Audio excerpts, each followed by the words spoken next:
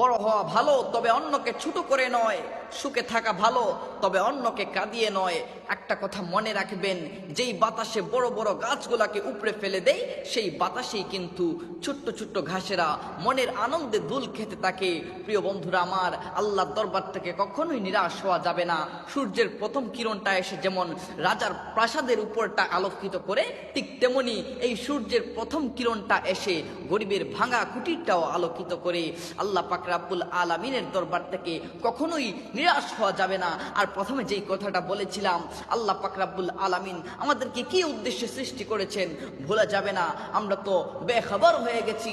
আল্লাহ বলছেন, ওমা খালাকতুল জিন্না ওয়াল ইনসা ইল্লা লিয়াবুদুন, আমি জিন এবং মানুষকে সৃষ্টি করেছি একমাত্র আমি আল্লাহর ইবাদতের জন্য, আমি আল্লাহর ইবাদতের জন্য। প্রিয় বন্ধু, রজব চলে গেল, শাবান চলে যাচ্ছে।